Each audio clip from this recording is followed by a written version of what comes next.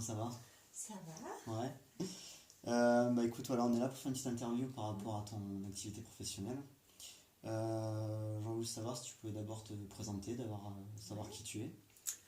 Alors, je m'appelle Marion, je suis photographe professionnelle spécialisée grossesse, nouveau-né et enfant. Alors du coup, dans quel secteur tu te trouves? Qu'on puisse te trouver.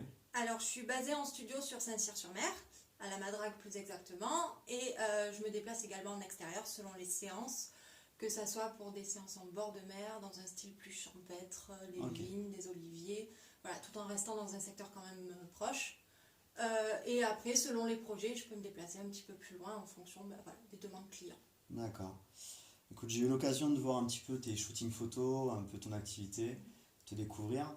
Et j'aimerais que tu me dises un peu, pour toi, c'est ton métier, c'est un métier, c'est une passion.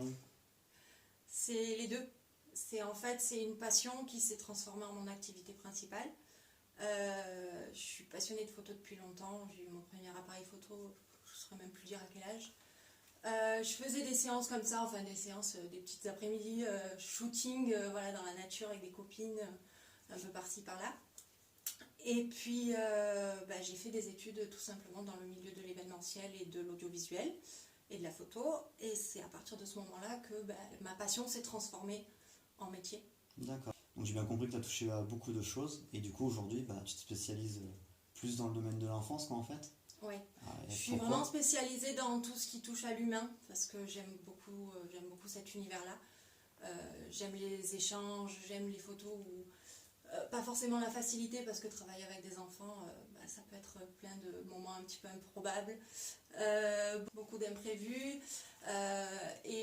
Voilà, j'aime les échanges et l'enfance, c'est tout ce qui est de plus naturel, voilà, des réactions un peu improbables des enfants, tout ça. C'est ça D'accord. qui me plaît. Tu as dû faire déjà pas mal de shooting photo. Je pense que déjà tu as, un petit peu de vécu par rapport à ça. Est-ce que tu aurais peut-être quelque chose à nous raconter par rapport à une petite anecdote, quelque chose que tu te rappelles en tant que peut-être qu'amateur ou même professionnel, voire les deux? Oui. Alors déjà en tant qu'amateur, parce que pendant mes études, tout simplement j'aimais déjà la photo avant, donc j'ai fait des petits tests perso, hein. C'est peut-être même ça qui m'a donné goût aussi au secteur de la grossesse et de l'enfance. Pour tester un petit peu ce que j'apprenais sur mon parcours étudiant. J'ai une amie qui était enceinte, je lui ai fait une pseudo-séance photo, mais vraiment c'était du bidouillage quand je vois maintenant mon matériel et que je vois du coup les compétences que j'ai acquis depuis. Je me rends compte que c'était vraiment oui, du bidouillage, on peut dire, avec un fond noir punaisé au mur. C'était un spot de jardin qui me permettait de faire mon éclairage qui était vraiment très approximatif, j'avais pas de tenue, j'avais rien. Et au final, c'est une séance où j'en ai des souvenirs parce que je me dis, je suis partie de pas grand chose. Sur un coup de tête comme ça, après s'être bu un café, ou je sais même plus quoi. C'était, tu viens à la maison, je te fais 2-3 photos. Alors sur le coup, j'étais super fière de mes photos. Ma copine était super contente, elle avait fait des tirages et tout. C'est pas les photos que je vais exposer dans le studio du coup maintenant, du tout. Voilà. Tu nous as précisé que tu étais plus dans le domaine de l'enfance. Et on sait tous que le bébé, le nourrisson, c'est quelque chose de très très particulier. Est-ce que tu aurais quelque chose à nous dire sur peut-être les manipulations, les formations que tu as eues par rapport à ça? Oui. Photographier un nouveau-né, on ne photographie pas un nouveau-né comme on photographie une paire de lunettes de soleil ou un bouquet de fleurs. Ça s'apprend, il y a beaucoup beaucoup d'apprentissage là-dessus. Et justement, il faut vraiment sensibiliser les gens là-dessus. Parce que on ne positionne pas bébé n'importe comment dans un contenant, on ne prépare pas un contenant n'importe comment. Voilà, il faut sécuriser, il faut apprendre à connaître bébé. Les phases de sommeil, ça s'apprend.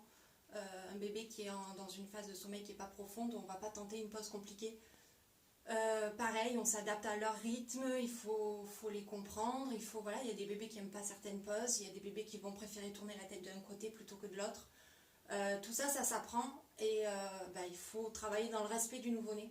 Voilà, c'est vraiment ça qui est vraiment très important. Et pour moi, je ne me voyais pas en fait faire de la photo de nouveau-né sans avoir été formée là-dessus.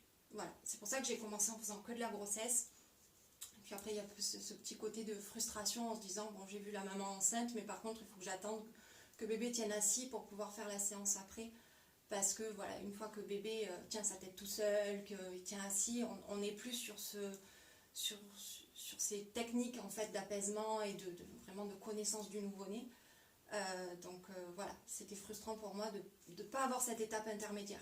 Mais vraiment la formation c'est quelque chose de primordial quand on veut vraiment faire ce type de séance. Ouais, bien faire comprendre aux parents qui viennent de te voir que tu fais pas ça non plus pour rien, que t'es vraiment dessus, que tu as vraiment fait des spécialités, des formations et oui, tout. Ça s'apprend. Ça s'apprend et j'ai des fois des parents qui me disent est-ce que vous êtes maman ou quoi? Non, je suis pas maman, mais c'est pas parce qu'on est maman qu'on va savoir positionner bébé dans un contenant, qu'on va savoir le positionner à plat ventre correctement sans qu'il ait le pied qui devienne violet. Voilà, c'est un tas de choses, c'est des formations spécifiques. C'est pas parce qu'on est parent qu'on va savoir faire ce genre de photos. Aujourd'hui, tu me reçois dans ton studio photo. La possibilité que tu te déplaces à l'extérieur pour quel type d'événement? Alors oui, effectivement, donc je me déplace déjà pour les séances famille, enfants, grossesse en extérieur sur différents spots selon l'envie, on va dire, des clients. Après, j'ai gardé une petite part aussi d'activité dans l'événementiel, mariage et baptême. Voilà, tout ce qui est conférence, tout ça, je fais pas. Je suis vraiment là-dessus. Donc après, je me déplace selon les demandes, selon le lieu du mariage. L'interview va bientôt prendre fin. Est-ce que tu aurais un message à faire passer pour qu'on puisse prendre rendez-vous avec toi, pour qu'on puisse te choisir? Alors déjà, une chose importante, c'est qu'un photographe, ça se choisit vraiment par rapport à l'univers, par rapport à l'esprit des photos. Il faut vraiment prendre connaissance d'une galerie en fait de photographes, parce que c'est son image, c'est sa patte, et un photographe qui fait un certain style ne va pas pouvoir sortir forcément de son univers, donc ça c'est important. Et une deuxième chose importante, c'est que souvent j'ai des clients qui me contactent vraiment à la dernière des dernières minutes, et on ne prend pas forcément rendez-vous avec un photographe comme on va sur un coup de tête chez le coiffeur. Une séance, ça se prépare à l'avance. Et moi, j'ai des plannings qui sont relativement pleins quand même sur un bon mois d'avance. Les samedis, c'est compliqué aussi parce qu'il n'y en a qu'un par semaine, donc voilà, et ça part vite. Donc les rendez-vous, ça s'anticipe, ça se prend minimum un mois à l'avance, et encore, un mois, c'est vraiment quand je cale à la dernière minute. D'accord. Mais voilà, il faut vraiment anticiper les prises de rendez-vous. Ouais, que les gens n'hésitent pas à te poser des questions, surtout par rapport à leur tenue vestimentaire, par rapport à plein de choses. Ça pourrait faciliter ton travail aussi, je pense. Tout à fait. Je suis aussi là pour aiguiller les clients. De toute façon, avant chaque rendez-vous, que ce soit pour les décors enfants, par exemple, je demande quel décor, quel univers ils ont envie d'avoir. Pour les séances, pareil, les séances famille ou les séances nouveau-nés, pour la partie famille, je donne des conseils vestimentaires. Moi, j'ai un style qui est très épuré. J'aime beaucoup les couleurs naturelles, les fibres naturelles, donc j'ai des robes à disposition. Et je vais donner des codes de couleurs, effectivement, pour des conseils, en fait, pour préparer les séances. Après, libre au client de les suivre ou pas, mais voilà, moi j'aime bien quand même donner certaines indications. Puis ça aiderait tout le monde, je pense. Oui. Okay. Oui, ça évite d'avoir, ça m'est arrivé, donc, du coup, qui vient pour les séances de Noël avec un t-shirt marinière.